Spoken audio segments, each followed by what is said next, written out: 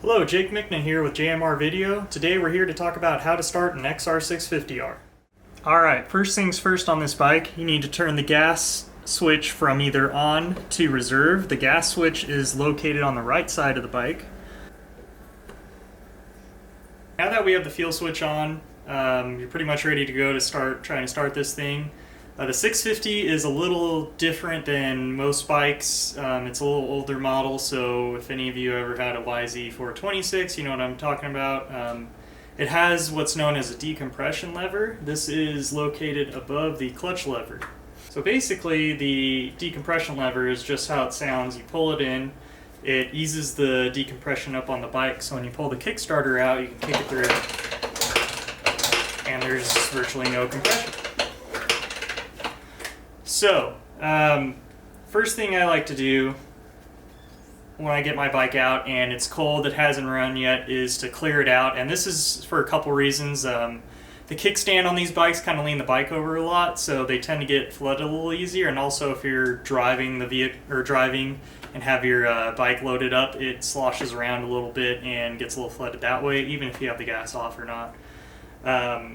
So first thing I would like to do is pull in the decompression lever and then take my throttle and hold it wide open. And then I like to kick it down about 10 times. Now you never want to do this with the air filter cover off, because this basically allows airflow in there, and if you have a backfire, it can cause a fire and burn your air filter, possibly your bike down. So you don't want to do that, so make sure your air filter cover is on when you do this and your air filter is in place. So here we go, we're going to kick it through 10 times.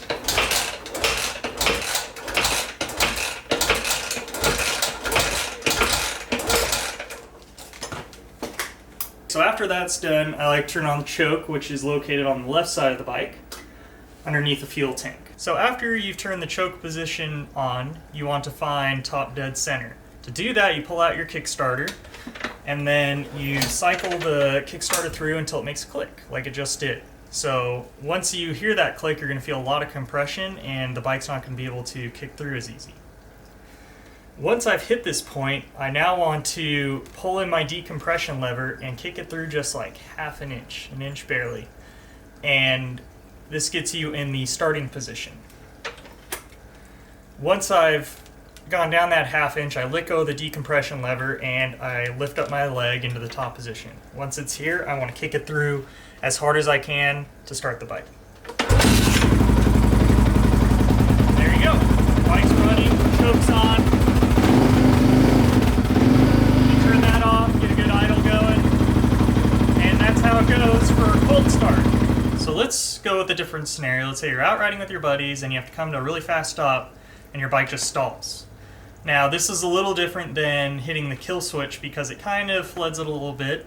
So what you want to do for this is just pull in the decompression lever and cycle it through about 5 to 10 times with Kickstarter.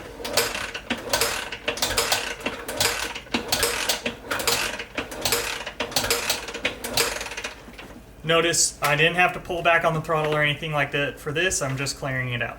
After that, you want to copy that same step of finding top dead center by cycling through and hearing that click and feeling the compression. And then pulling in your decompression lever and going down about half an inch. Letting go of the decompression lever, bringing up the Kickstarter, and then kicking it once as hard as you can.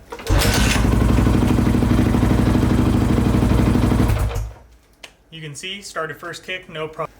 Alright, so let's say you're out riding with your buddies and you fall over and your bike's flooded now. Pick it up and now you need to start it. Well, your bike's a little flooded, so you need to clear it out. So you pull in your decompression lever, and then you pull your throttle down and then kick it through 10 times.